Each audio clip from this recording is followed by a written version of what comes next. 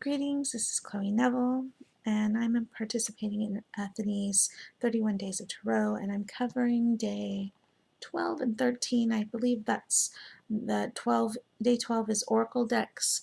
I'm going to be working with during 2017, and Tarot decks I'm going to be working with in 2017 for day 13.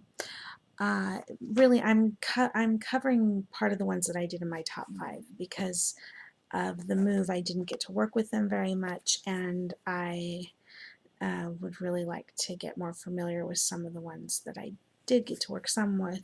I tended to just work with them with my empathic sensitivity, and then allowed kind of like a focusing tool.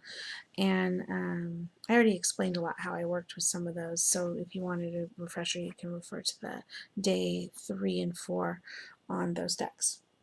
Not either way. So I will mention the decks for the oracles. It was the Fairy Forest by Lucy Cavendish and the Fairy Tale were my new decks for the year 2016, and I intend to work with them in 2017, especially study wise, and then hopefully be able to do some readings for others with them at some point. I don't know, we'll see how I feel. The other oracles that I tend to work with are, I think I have most of the Lucy Cavendish decks except for the vampire one. And so I will most likely work with them this year because they tend to be very popular. I also have the Messengers Oracle from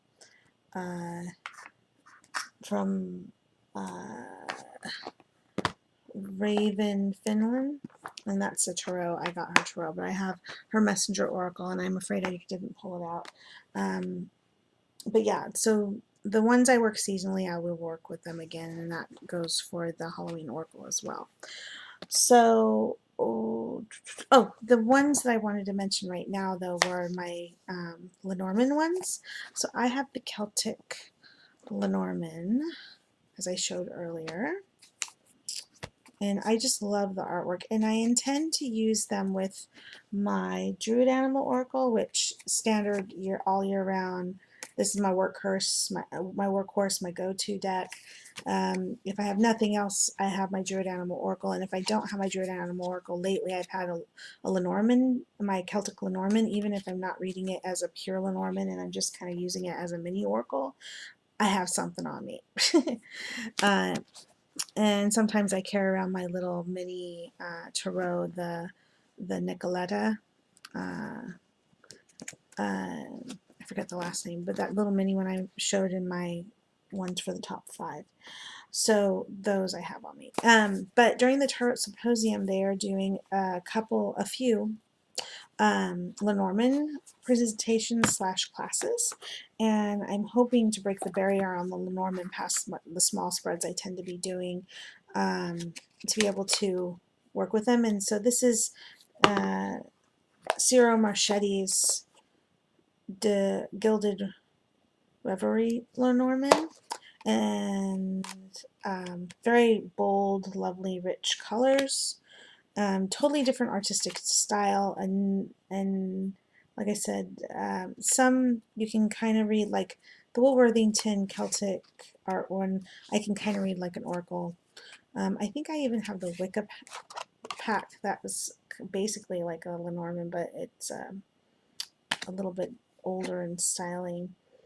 But yeah, really rich colors with the Ciro Marchetti's Lenormand, which is called, yeah, I just did the title. So I want to get more familiar with the Lenormand, and I still offer these, but I always tell people I read it more like an oracle, and I'm overlaying what I do remember onto it. So yeah. Oop, accidentally put things in the wrong containers. So aside from that, okay, moving on to the tarot for day 13. I really would love, like I mentioned, to combine my Will Worthington art decks, like the Wildwood, And I want to get down. I read the system, but I really want to practice the system of the year-round or kind of oracle system that's based in this tarot deck as well. They tried to do a bit of both. Awesome artwork, and I really feel like, let's take, like I had one or a few cards here. I really feel like, hold on one moment, that having spreads with all three would be really awesome. And give it a uniform illustrative look of a reading. I think it would be really cool. Still some differences, but it's really nice to see the tones going on there. So that's one of the things I'd like to do. So that would be the Druid Animal Oracle with the Wildwood Tarot, or possibly the Druid Craft. That one I don't work with as much because it's really big cards for my short little fingers and hands. And let's see, already showed you the Circle of Life.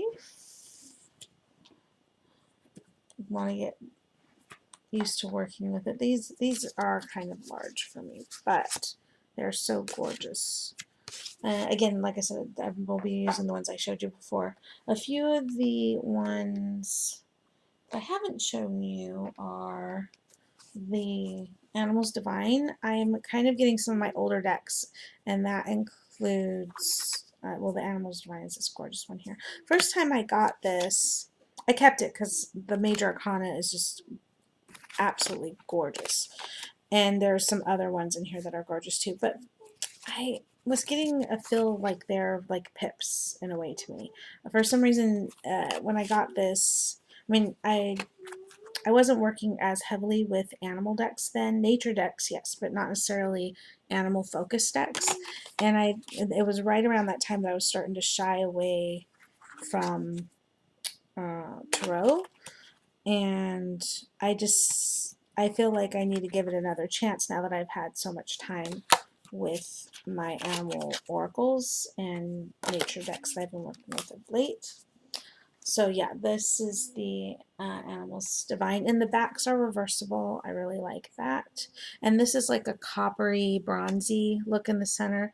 Has a little bit of a metallic sheen, and the border on there is also that coppery look all the way around. I don't know that you would really want to trim this deck because this is like 5 of Swords, and in some of them you can see the swords just fine, and some of them are really faint, and I don't know that it would transfer that well. Yeah, this one would. This is the 2 of Swords. It has 2 swords, and it's birds, and you know that it is air. But there's some of the other artwork that might not work. But like in the majors, you'd really have to spend a little bit of time studying the majors. Plus, they have the gods on the major cards, like the Lovers have. If you're not familiar with the story, you'd really have to get that down before you went ahead and trimmed it afterwards. Because the way the backs are, you can easily trim without affecting the look. Yeah, so just a thought there. So yeah, the Animals Divine. And let's see, like I mentioned with the oracles, oh, and of course the Dreams of Gaia. I barely got this and hadn't really been able to study it, so I need to get into that. So yeah, this year I tend to go ahead and get into all of those decks that I got and I wasn't really able to get into, and I want to kind of revamp how I do readings. Not abandon it completely, but get some set spreads, and I do not do the Celtic cross, period. That's a whole nother story, but I just don't do that. So I'd like to work with those decks and try out some of the spreads that are in the backs of some of the decks that came with my oracles and some of my tarot as well. Like the Mystical Cats one has a couple really unique spreads that I think would be awesome for readings. So yeah, those. And then I really want to as with all my other decks, I tend to let my empathic whatever do its thing, and then not study the system that all that heavily unless I really feel I need to. And I was able just to jump in those cards, and you're supposed to be able to do that. But there is a set system with it. I loosely remember it while I'm reading with these cards, but I'd like to get it a little firmer down. So I probably will take a few months for those different things to really work on the different oracles and decks and see where I go with that, and try to figure out if there's certain decks. Now I tend to work with my animal oracles when it comes to relationship readings. I'm finding trying to work with the court cards because I tend to get non-standard decks, and so like you don't have kids with all the pages, and you don't have all men on all my knights. So doing the next day for day, I guess, what is it? Day 14 is going to be pretty interesting. So yeah, before I ramble any further and just jabber you off, I think I'll end there. And I hope it was at least amusing to see me rattle off so rapidly. So I just want to give a little shout to Ethany. Thank you for putting this challenge out there. And I am really enjoying reading seeing everybody's posts, and I plan on replying to some in the next few days after I get really caught up in my videos and caught up with the challenge. Okay? Big hugs to everybody, and yeah, have a great evening. Bye-bye.